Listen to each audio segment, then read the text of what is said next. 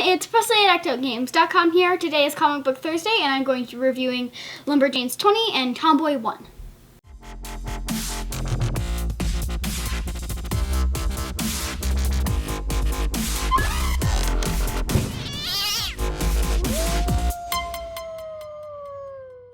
So let's start with Tomboy number 1. So this is only the first issue, and it is absolutely great. It is really gory though, so be warned, and it starts off on a great note with the first page, so let me read it to you. I used to be afraid of monsters. They lived in the dark places under the bed and ate little girls when the lights went out.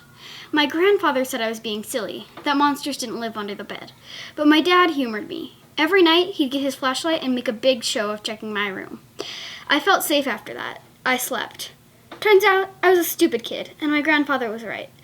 Dad never found any monsters under my bed. He was looking in the wrong place. Like, that is absolutely amazing, and I just love the way it started out. And as soon as I read the first page, I'm like, I'm gonna like this book. So Tomboy is about this young 16-year-old girl named Addison, and it's her birthday, which is actually Halloween, but her dad has to miss her party because he's a police officer and he's dealing with a case about a murdered young boy.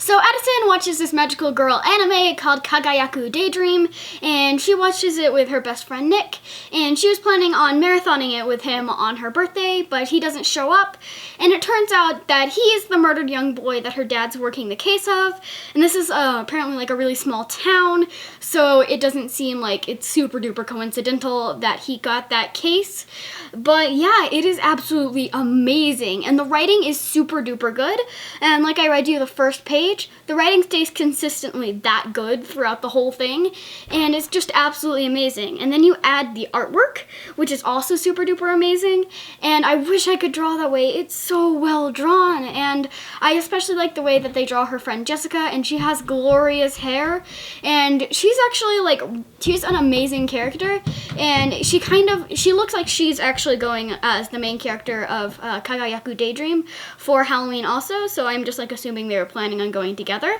And Addison is actually going as a wolf from the anime, which I really like because A, she's going as a wolf, and I really like wolves. And also she wears that mask consistently throughout the story, which is really cool because like they introduced a prop like that for Halloween, and then she actually uses it, and just like look, it's even on the cover, and just look at the cover art. This is what the comic book looks like. Like, it's like, the comic book looks like how amazing the cover art is, and it just, yes, read this book. Don't read it if you have a sensitivity to gore. There's a lot of that. But read the comic book if you don't. So now let's move on to Lumberjanes. This is way, way, way more lighthearted than Tomboy is. It's like kind of funny like how different these two are. Like this super duper gory Tomboy one and then this super duper lighthearted Lumberjanes one. But this Lumberjanes wraps up the whole mermaid storyline, and I'm super duper glad that during this they gave so much development to April, and they gave more depth to April and Joe's relationship, which was really, really amazing to see. Like to see like how like I'm pretty sure they've given a lot of character development to the other girls, and I love the writing in this one, and I love the way that they drew the mermaids, and they all have like different even tail shapes. Like with most mermaids, like they draw different tail colors, but they don't really have different tail shapes. But they have different tail shapes for all of the mermaids, and one of my favorite things about Lumberjanes is all the characters are really diverse. Even the mermaids in the lake are really diverse, and I just absolutely love that. Like, if you're like, no matter who you are, there's probably someone in Lumberjanes that's like you. And it's super duper amazing that there's that kind of representation in Lumberjanes. Like, even the minor, like, you would expect, like, a diverse cast. Like, a diverse cast isn't just, like, the main characters are very diverse, but, like, the whole diverse cast is, like, even the side characters are all very different. Like, personality-wise, like, looks-wise, it's just so amazing.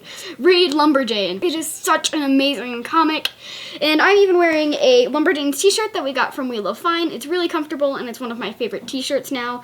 So definitely check out Lumberjanes, and I absolutely love that April got more development, because like during at least what I've read of Lumberjanes, she was kind of like a quirky, not as a quirky side character as Ripley is, but more kind of like a little bit of a side character that people underestimate because of her size. And it's really great to see so much development with her in this line, in this storyline of the comic books. But I need Ripley development. So people that work on Lumberjanes, do a series with Ripley development, or even put more Ripley development in the main series, because I want her to be more than just a little side character that's really quirky, and I want a lot of development with her. So both of these are super duper great comic books. I highly recommend both. As you can see even by the covers, they're very different. Tomboy is even very gory on the cover, so that kind of warns you. If you have like a sensitivity to gore, don't read Tomboy. Get someone to read it for you and then tell you what happens, because it's really good and I want everyone to know what happens. But yeah, so both really great comic books. Check them out. So if you like what we're doing, please press subscribe. We do more comic book reviews every Thursday, and just definitely press subscribe if you want to support our channel, and thank you so much for showing your support. So yeah, thank you for watching, and I'll see you tomorrow.